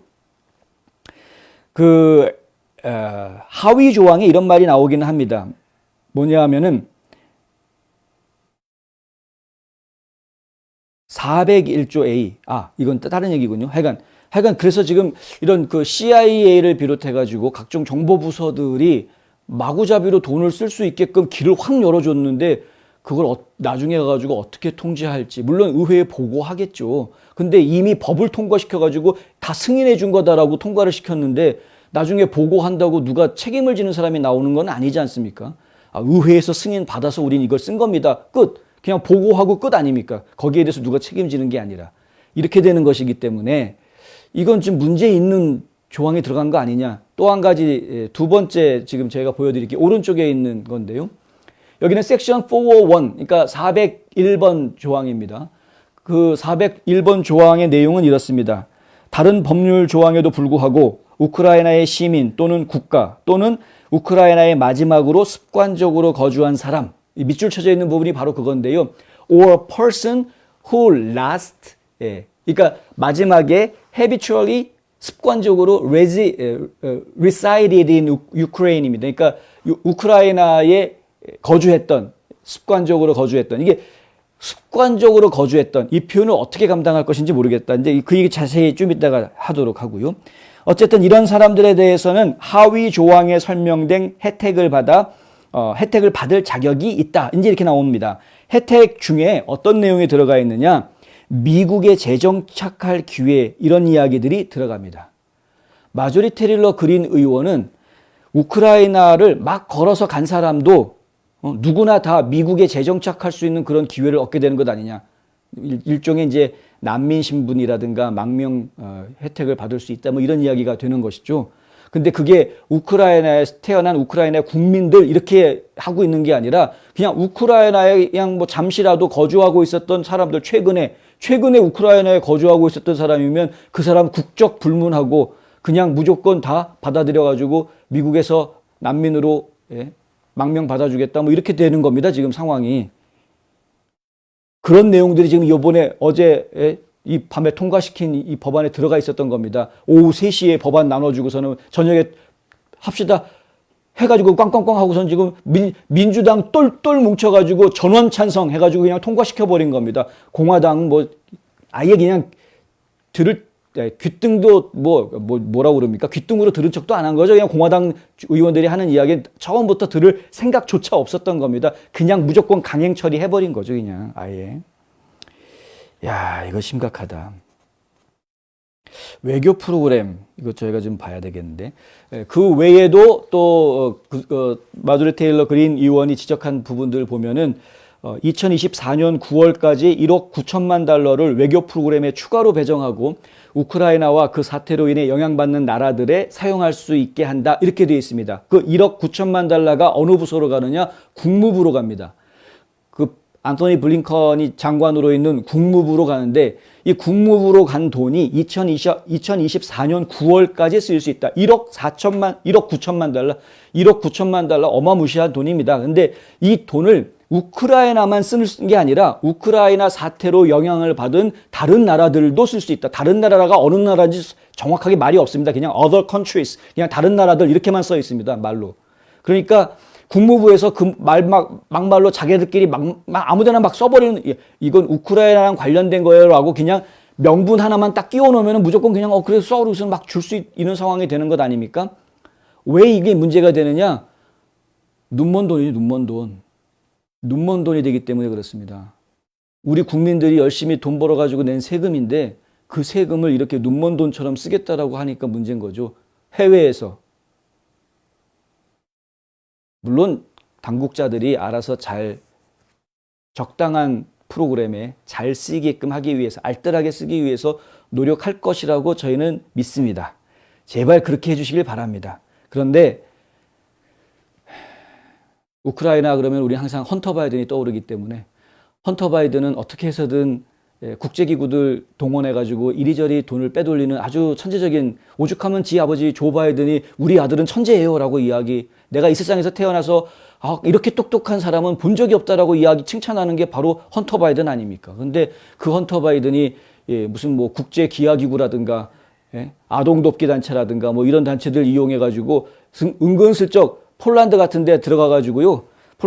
우리가 지금 우크라이나 난민들을 도와주기 위해서 이런 프로그램들을 진행합니다 하고서는 미국 국무부에다가 서류를 집어넣고, 그럼 미국 국무부에서는 보니까 이거를 운영하고 있는 단체 이름에 우리가 많이 알 수 있는 사람 이름이 들어가 있네. 그러면 뭐 믿을 만한 사람이니까 돈 주자. 이런 식으로 해가지고 그냥 예산 달라는 대로 줘버리고, 그럼 그 돈 가지고 와가지고 실제로 쓰는 거는 쥐꼬리만큼 쓰고 나머지는 지들 월급으로 다 가져가는 이런 말도 안 되는 일들이 실제로 벌어지기 때문에 저희가 한숨 쉬고 걱정하고 있는 겁니다.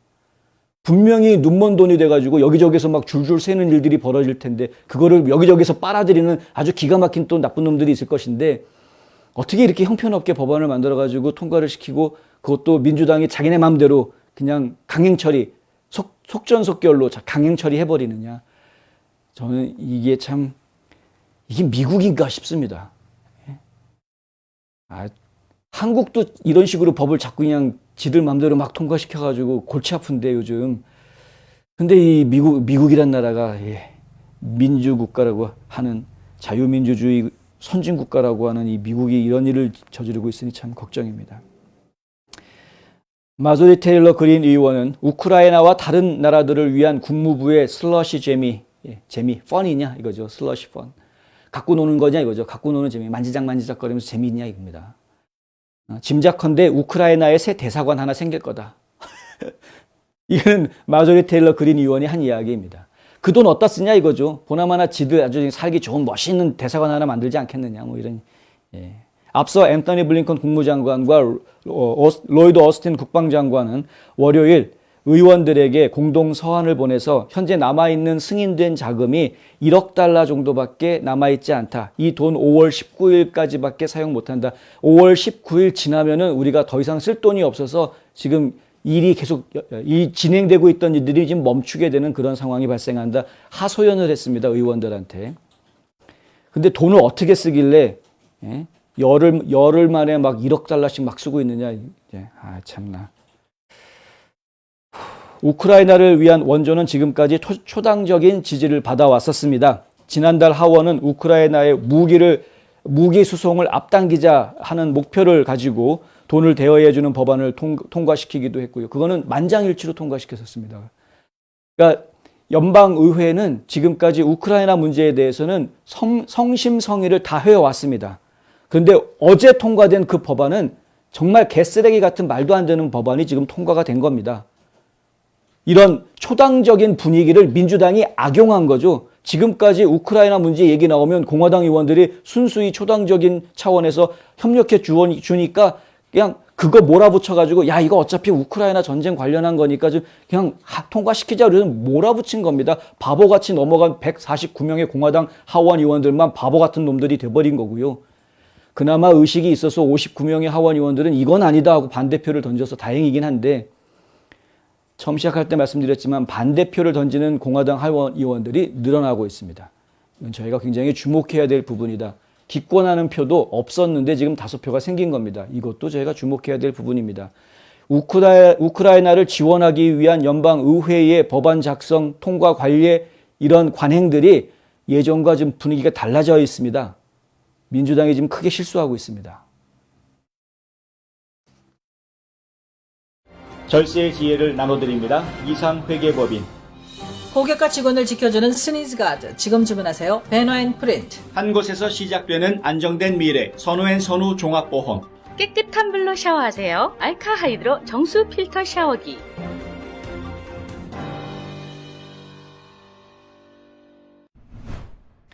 예. 짐 필런.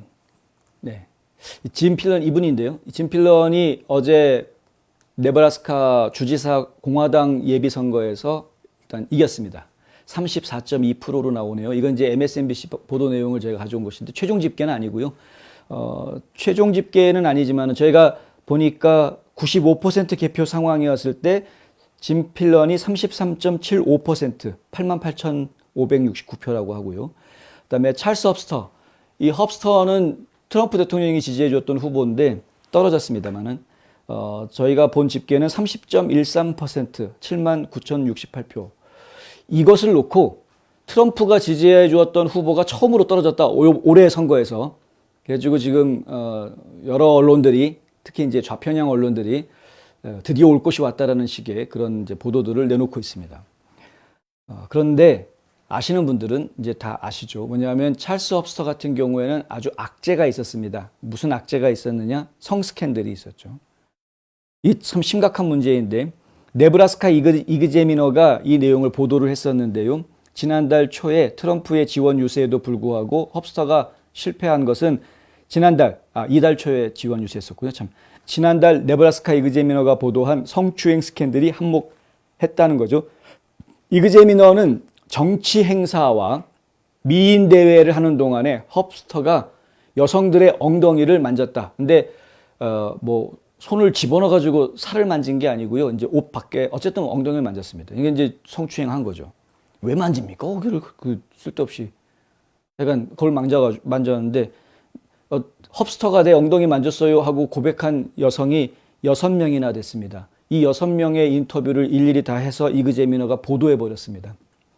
또 한 명이 나타났는데 7번째 여성은 헙스터가 자신을 구석으로 몰고 가가지고 강제로 뽀뽀를 했다. 해가지고 아예 고소를 해버립니다. 이 고발자들 중에 한 명이 누구냐? 공화당 소속의 주 상원의원인 줄리 슬라마라는 주 상원의원이 그 중에 한 명입니다. 이 주 상원의원 슬라마가 하는 이야기는 뭐라냐면 자기가 입고 있던 스커트를 들쳐 올려가지고 부적절하게 자기를 더듬었다라고 이야기합니다.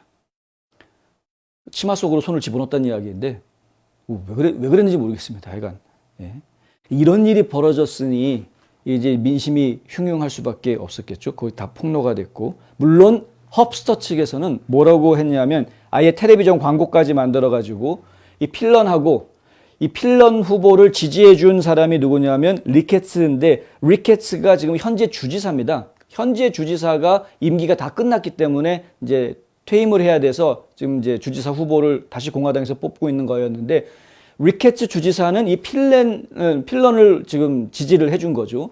그러니까 이제 필런 후보하고 리케츠 주지사하고 둘이서 공모해가지고 나를 지금 성폭행범으로 몰아붙이고 있는 것이다. 이거는 음모다.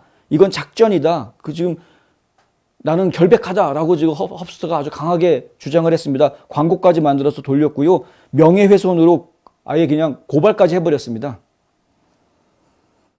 명예훼손으로 고발까지 했는데 그런데 또 이 사람들은 또 반대로 자기들은 그런 적 없다라고 또 우리는 결백하다 이런 식으로 또 막 주장을 지금 완전히 난타전이 그 이제 아예 형사고소를 해버리고 성추행범으로 형사고소해버리고 여기는 명예훼손으로 또 역고소하고 아주 난장판이 돼버렸습니다. 열심히 둘이 이렇게 난장판 벌이고 있는 사이에 제3의 인물이 오히려 네브라스카 주민들한테 관심을 받게 되는데 그것이 바로 린드스트롬이라는 인물이었다라는 것이죠. 지금 현재 네브라스카 주 상원의원인 린드스트롬 같은 경우에는 이제 41세, 굉장히 젊은 나이입니다. 81년생입니다. 41세밖에 안 됐는데 이게 젊은 층인데 이 둘은 지금 둘 다 지금 70대거든요. 그러니까 아니 60대군요. 둘 다 60대니까 아니 60대 할아버지들이 정말 추하게 싸운다. 차라리 그냥 젊은 사람으로 세대 교체해버리자라고 생각하는 젊은 유권자들이 상당수 있었다라는 것이죠. 젊은 공화당 유권자들의 표심을 둘 다 잃어버렸다라는 겁니다. 그래서 어부지리로 린드스트롬 주 상원의원이 3등을 하는데요. 3등한 후보가 25.68%를 얻습니다. 상당히 많이 얻은 거죠, 3등이. 여차하면은 트럼프 대통령이 지지해주는 후보니까 내가 트럼프 대통령 믿고 저 사람 찍어줘야지라고 생각할 수 있었던 사람들이 이런 스캔들 문제에 그리고 또 세대 교체론 이런 것들이 나오면서 다 분산돼 버리는 이런 상황이 발생을 했던 것이다. 그러니까 이제 지고 나서 해석을 하는 거지만은 질만한 이유가 있었다라는 이제 해석이 나오는 것이고요.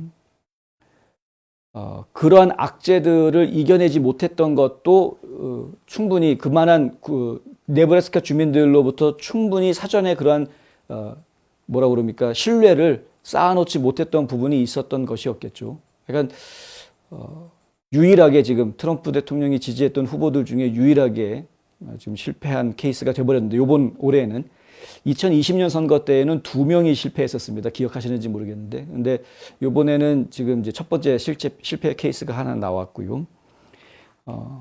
하지만 이제 같은 날 어제 또 실시가 됐던 웨스트 버지니아에서는 알렉스 무니 하원 의원이 아주 무난하게 트럼프 대통령의 지지를 등에 입어서 아주 무난하게 54%를 넘기면서 당선이 됐습니다.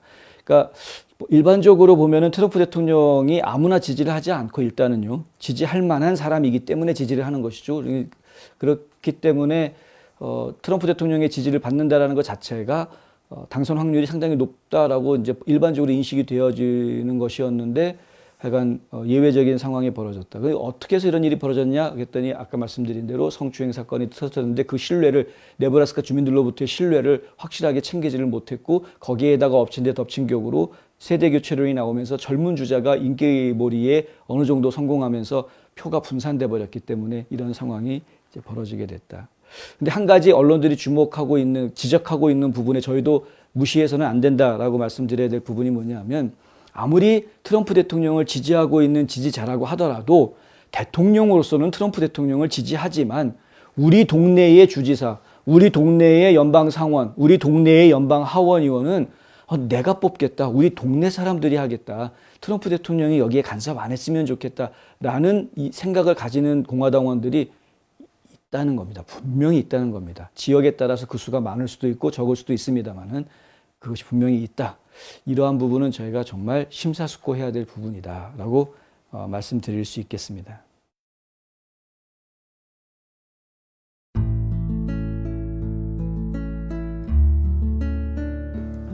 안녕하세요. 이상회계법인의 이상엽입니다. 30년 동안 아틀란타 한인사회에 봉사한 역사와 경험을 바탕으로 여러분들의 세무회계 관리와 재정 은퇴 계획을 상담해드리고 있습니다. 부자되세요.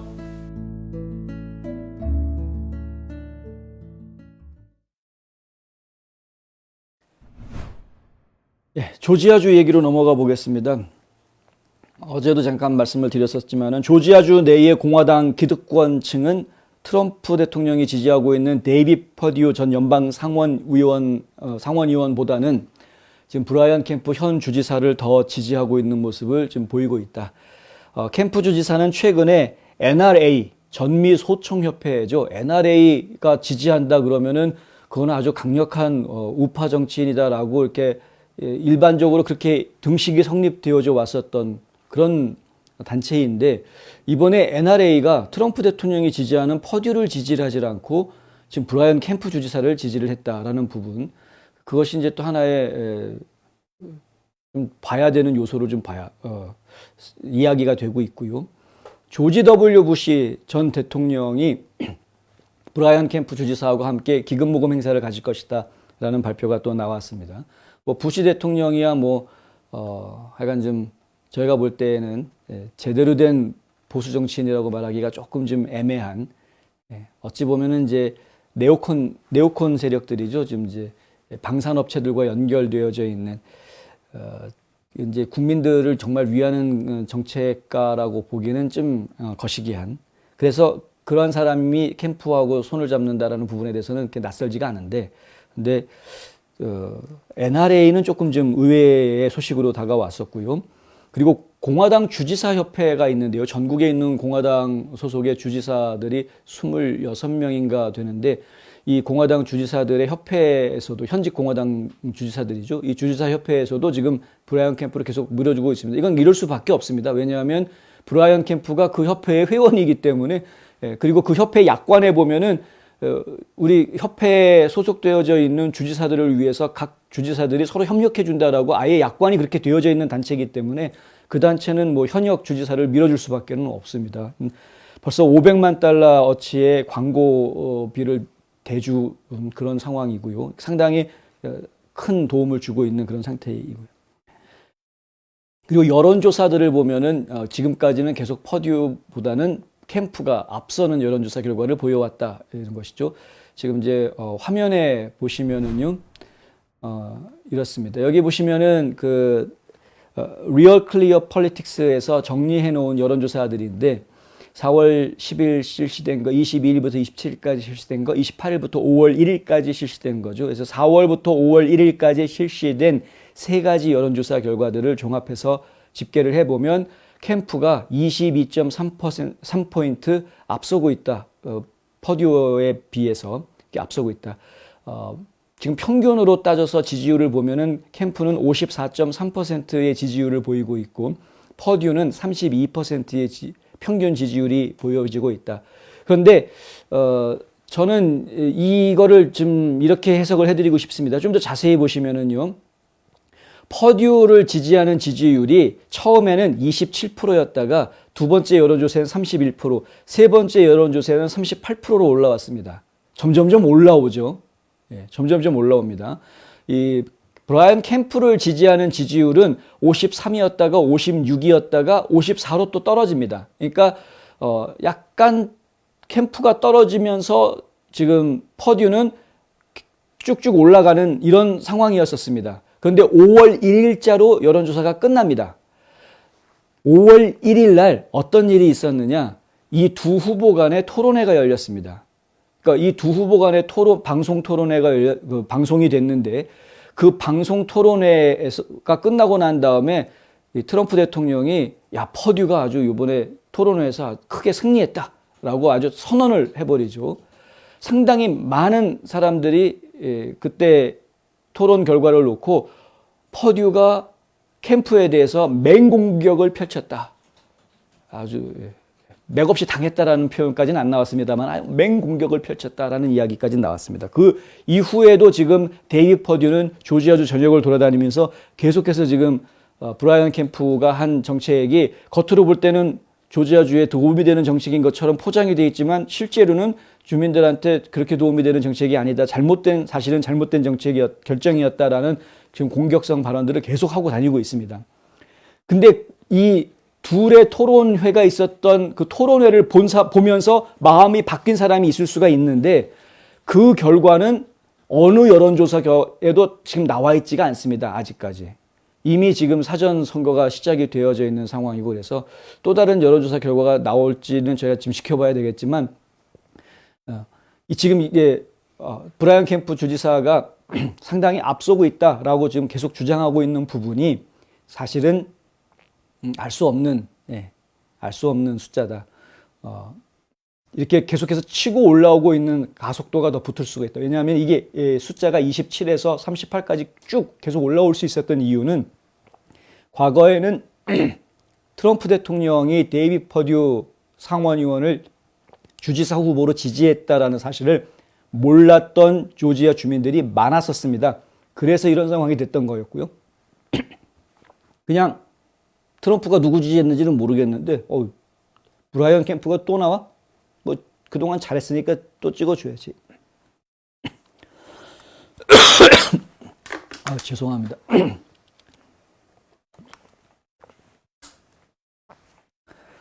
이제 그렇게 초기 여론조사가 만들어졌던 것이었고요.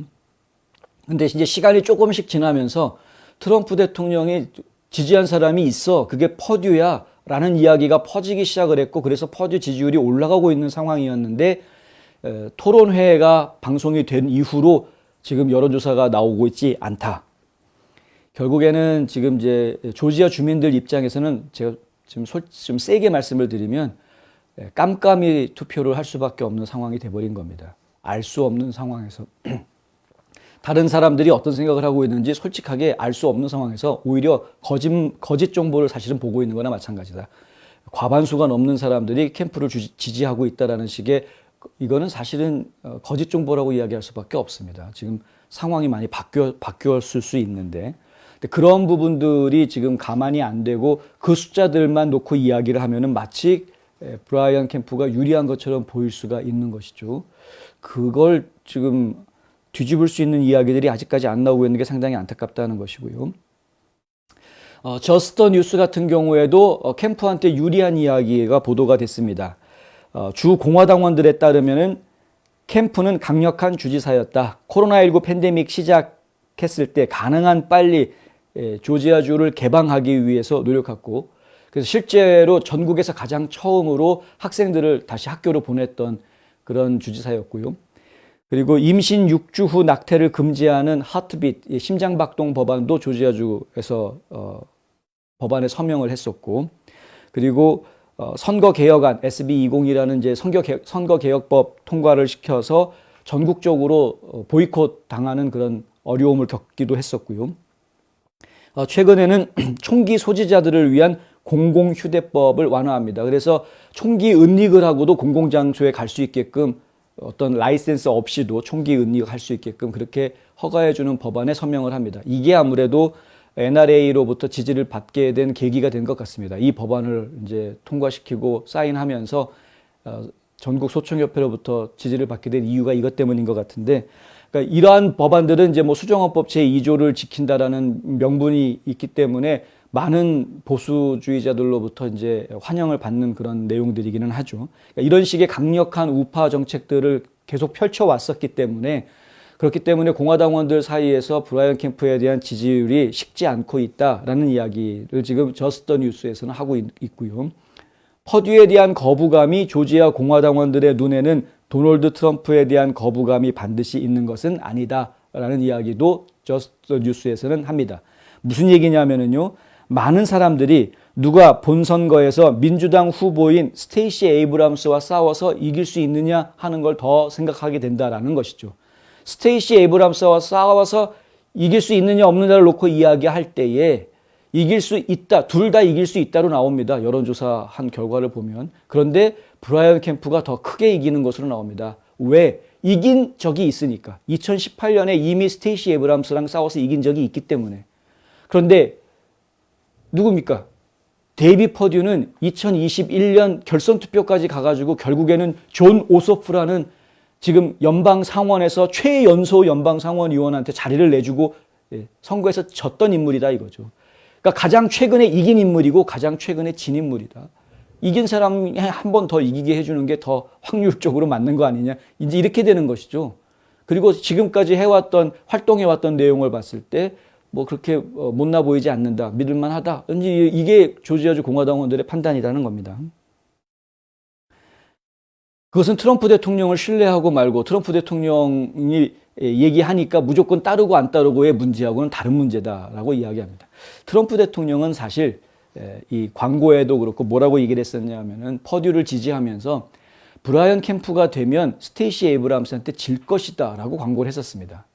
이런 그 조지아주의 공화당원들의 민심을 알기 때문에, 뭘 생각하는지 알았기 때문에 그 부분을 딱 집어서 이야기한 거죠. 캠프가 주지사 후보가 되면 스테이시 에이브람스랑 싸웠을 때 이번에는 질 거다라고 이야기합니다. 그 이유까지 얘기해 주는데 뭐라고 트럼프 대통령이 그 이유를 얘기를 했냐면, 나를 지지했던 다른 공화당 유권자들이 캠프 안 찍어줄 거기 때문에 그렇다라고 말합니다. 이 말에 사실은 지금 저희가 볼 때는 이제 실언이라고 보여지는데, 그 말에 동감하지 않는 공화당원들이 꽤 나온 것이다. 저희는 이제 그렇게 보고 싶습니다. 사실 지금 이제 이렇게 여론조사가 나온 이유들은 그럼에도 불구하고 데이비 퍼듀가 충분히 성공 가능성이 있다, 승리할 가능성이 있다, 승산 가능성이 있다라는 판단이 서면, 어차피 둘 다 스테이시 에이브람스를 상대해서 이길 수 있는 사람이라면 차라리 트럼프가 지지하는 사람 선택하겠다라고 선택할 수도 있는 상황이기 때문에 그 부분은 사실은 끝까지 가봐야 알 수 있다라는 게 이제 저희 이야기입니다. 앞서서 저희가 소개해드렸던 제이디 벤스, 오하이오주의 제이디 벤스라든가, 혹은 어제 있었던 네브라스카주의 선거 결과 같은 경우에는 결선 투표가 없는 주들입니다. 그러니까 뭐 50%가 안 되더라도 무조건 1등 하면은 그냥 공화당 후보가 되는 이런 상황이었는데, 조지아주는 결선 투표 제도가 있습니다. 그래서 만약에 브라이언 캠프든 퍼듀든 둘 다 50%를 넘기지 못하면 그러면은 결선 투표로 가게 될 거고요. 결선 투표까지 연결이 진행이 된다고 하면은 그러면은 퍼듀가 더 유리해질 가능성이 훨씬 더 커집니다. 왜냐하면 계속해서 과반수가 넘는 줄 알고 잘 나가는 줄 알았던 캠프가 50%를 못 넘겼다라는 결과가 나오게 되면, 그때 조지아 공화당원들이 화들짝 깨어나게 되죠. 이게 아니었어? 라고 이제 화들짝 깨어나게 되면서 차라리 트럼프를 믿고 퍼듀로 가자라고 하는 의견이 힘을 받을 가능성이 커집니다. 그런데 결선 투표로 가지 않고 50%를 넘기면서 캠프가 1등 자리를 계속 지키면, 그러면은 이제 결선 투표 없이 또 한 번 주지사 재선에 도전할 수 있는 기회가 이제 열리게 되겠죠. 어떤 결과가 나올지는 저희가 지켜봐야 되겠다. 한번 보겠습니다.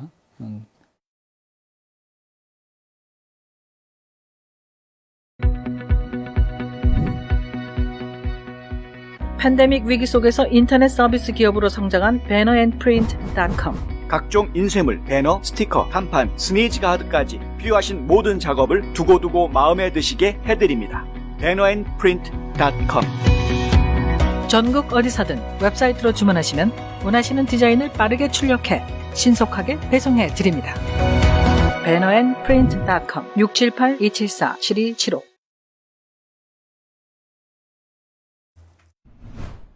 조지아주에서는 또 재미있는 소식이 나왔는데요. 오늘 주지사실에서 발표가 나온 내용인데, 일회성 특별 세금 환급금을 보내기 시작했다, 이제 이렇게 나왔습니다. 이번 주부터 발송이 된다고 하고요. HB 1302 법안을 하원에서 통과를 시켰는데, 이런 법안을 통과시켜달라고 주문한 것이 주지사였습니다. 세금이 너무 많이 거쳐가지고요.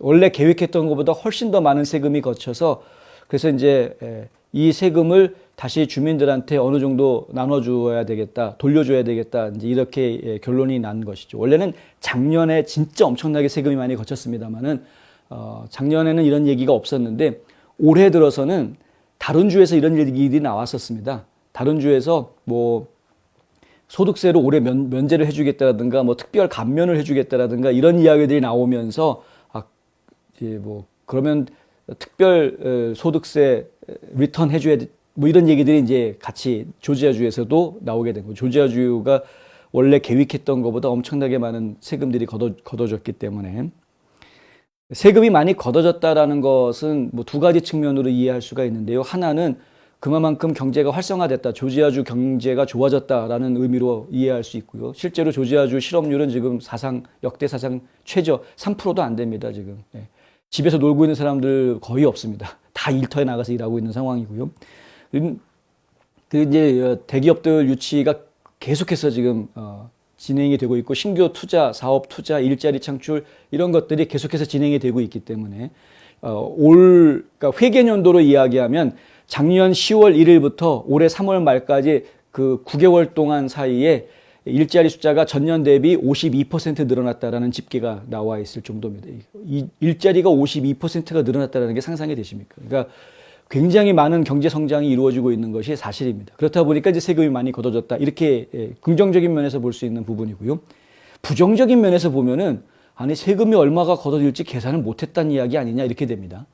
주정부에서 세금이 얼마가 걷어질지 계산을 못했다라는 이야기는 그만큼 행정력이 뒤처지는 것 아니냐라는 비난을 살 수도 있는 부분이다 하는 것도 뭐 있기는 있습니다.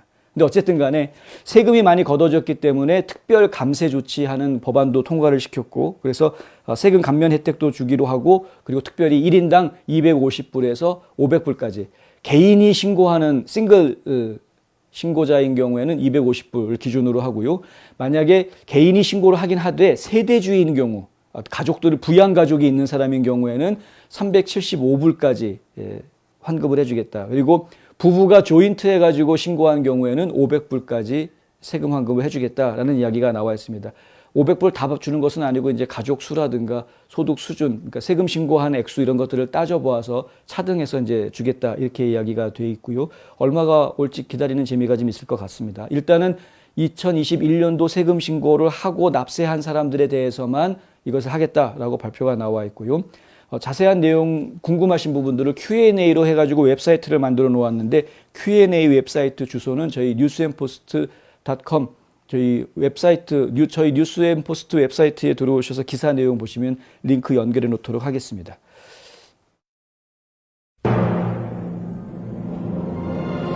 우리 한인들의 정체는 무엇입니까? 우리가 자손들과 살아갈 땅임에도 불구하고 언젠가는 떠날 방문객처럼 살지는 않습니까? 우리는 이방인이 아닌 이 땅의 주인이 되어야 합니다.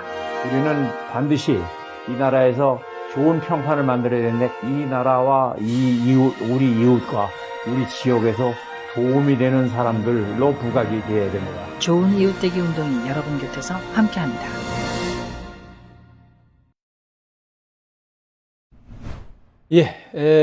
오늘 조금 전에 저희가 방송 시작하기 바로 얼마 전에 상원에서 민주당이 추진했던 그 낙태권법이 표결에 붙여졌습니다. 그런데 49대 51로 부결됐습니다. 뭐 당연히 부결돼야 되는 악법이고요. 민주당은 자기네들이 무조건 밀어붙이면 다 될 줄 알았던 모양입니다. 왜냐하면 이제 50대 50이니까 50대 50으로 하면 그러면은 나중에 커멀라 해리스가 나는 민주당 쪽 찬성 딱 그러면은 이제 통과가 되는 식으로 밀어붙이려고 했던 것 같습니다. 어쩜 그렇게 단순하게 머리를 굴렸는지 모르겠습니다. 공화당이 가만히 있을 리가 없죠. 공화당이 낙태권법 통과시키는 걸 반대했습니다. 필리버스터로 제동을 걸었습니다. 필리버스터로 제동을 걸면 50표로 통과 안 됩니다. 60표 이상 표를 얻어야 되기 때문에 일단 제동을 걸어놓았고요. 공화당원들 똥돌 뭉쳐서 다 반대표 던졌습니다. 그리고 민주당에서 조만친 상원의원이 반대표를 던졌습니다. 민주당 내에서도 반대표가 나올 정도로 민주당의 낙태권법은 문제가 있는 법안이었습니다. 조만친 의원이 이렇게 이야기합니다. 우리는 내가 오늘 투표하지 않을 법안에 투표하게 될 것이다. 이렇게 이야기하는 것이죠. 최근 1973년 로 대 웨이드 연방대법원 판례를 뒤집을 것이라는 의견서 초안이 유출됐는데 대법원에서 여성 낙태에 대한 헌법적 권리를 부여하는 판결을 성문화하자는 이런 이야기가 이제 민주당 투표 낙태권법의 주 내용입니다. 핵심 골자 내용입니다. 그러니까 낙태를 할 수 있는 권한이 헌법에 보장되어주는 법이 없다라고 의견서에 나와 있었죠. 사무엘 엘리토 대법관이 쓴 의견서에 보면은 그런 내용이 나와 있습니다. 그러니까 아예 그럼 민주당에서 그럼 법 만들자. 낙태권 있다라고 법을 만들자 아예. 그렇게 해가지고 이거를 성문화하겠다. 아예 법으로 만들어버리겠다 해가지고 하원 지네들 맘대로 옛날에 이미 통과시켜버렸고 지금 상원에 올려놓았는데 상원에서 필리버스터에 걸리니까 60표를 못 모아가지고 지금 이제 부결이 됐습니다만은 이런 이야기를 하는 것이죠. 만친 의원이 이렇게 이야기합니다. 그러나 나는 어제 코커스에서 그것이 일어나지 않을 것이라는 것을 알게 됐다. 오늘 투표하기 전에 어제 알게 됐다라는 이야기입니다. 무엇을 알게 됐느냐? 원래 법안의 내용에 있는 이 낙태권 법 안에 있는 내용에 보면은 불필요한 말들이 들어가 있다라는 것이죠. 성별 억압의 도구, 그러니까 젠더 오프레션인가요? 그래가지고 성별에 대해서 억압하는 그런 도구로 이 낙태를 제한하는 것은 이런 성별 억압 정책이다. 이런 표현이 들어가 있고, 그리고 낙태를 제한하는 것은 백인 우월주의의 한 형태다. 이런 말들이 법안에 들어가 있다란 말이 그랬다는 겁니다. 그리고 조만친 의원이 입장에서 봤을 때는 중도파니까 자기 입장에서 봤을 때는 낙태권 자체는 본인이 찬성할 수 있는 법 아니긴 한데, 그런데 낙태를 못하게 하는 것을 가지고 성별 억압, 성억압이라고 이야기하거나 혹은 낙태를 못하게 한다고 해서 그것을 백인 우월주의의 한 형태 이렇게 이야기하는 것은 이건 아니다. 이걸 이걸 법으로 만드는 건 곤란하다. 이렇게 판단을 내린 것이죠. 그래서 이 문장에는 동의할 수 없다. 이렇게 된 겁니다. 상원의원들이 난리가 났죠. 이제 민주당 상원의원들이 부랴부랴 그 문제로 지적받은 부분들을 다 문구에서 삭제했습니다. 그리고 표결에 붙였는데 그럼에도 불구하고 만첸 의원은 반대표를 던졌습니다. 한편 공화당에서는 스티브 스칼리스 하원의원, 스티브 스칼리스 의원도 이제 지금 공화당에서 랭킹이 굉장히 높은 의원이죠.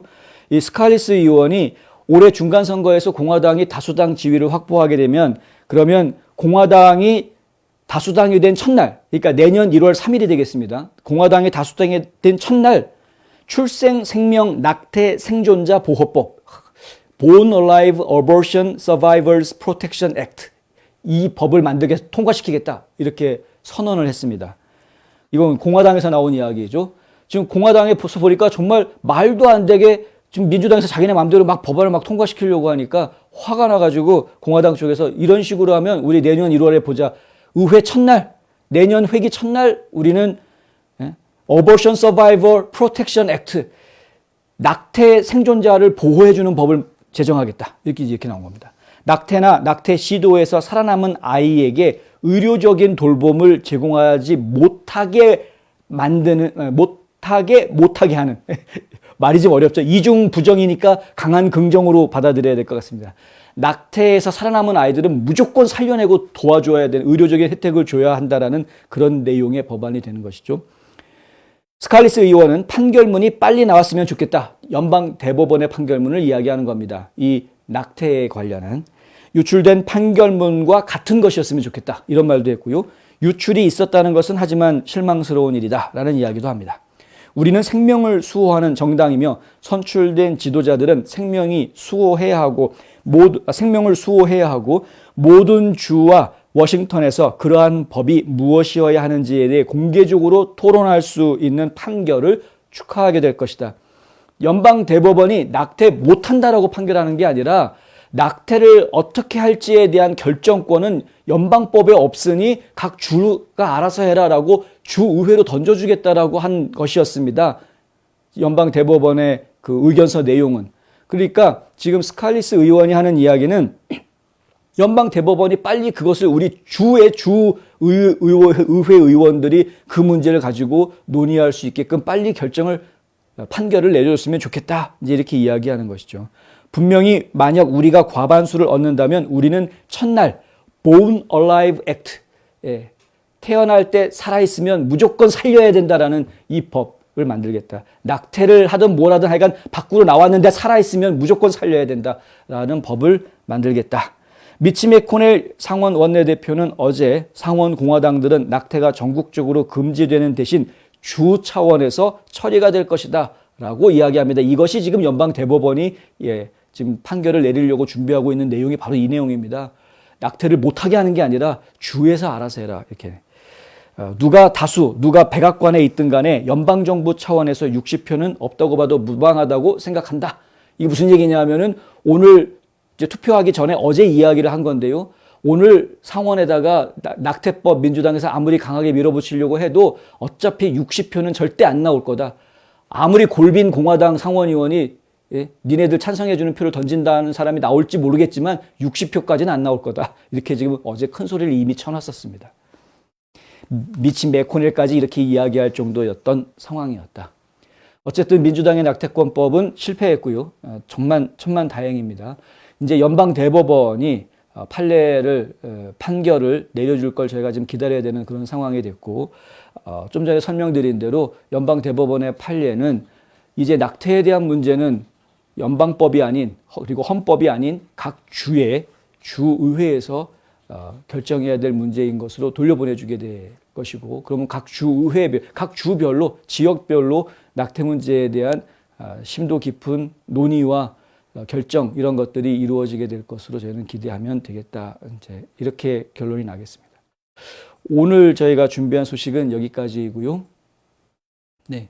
오늘 제가 진행하면서 유튜브가 갑자기 이상하게 되는 바람에 끊긴 것도 아니고 뭐 방송이 나오는 것도 아니고 지금 끊겨 있지 않습니다. 지금 계속 파란 화면만 나오고 있는데 상태가 지금 안 좋아서 상당히 당혹스럽고요. 대신에 페이스북이나 럼블에서는 지금 방송이 제대로 나갔으니까 페이스북이나 럼블에서 방송 다시 확인해 주시면 좋겠고요. 그리고 저희 유튜브 쪽은 저희가 이 방송 끝나자마자 녹화된 파일을 정리해서 바로 올려드리도록 하겠습니다. 오늘도 저희 뉴스 브리핑 끝까지 시청해 주신 여러분 다시 한번 감사의 말씀드립니다. 저는 내일 또 다시 새로운 소식 가지고 여러분 찾아뵙겠습니다. 시청해 주셔서 감사합니다.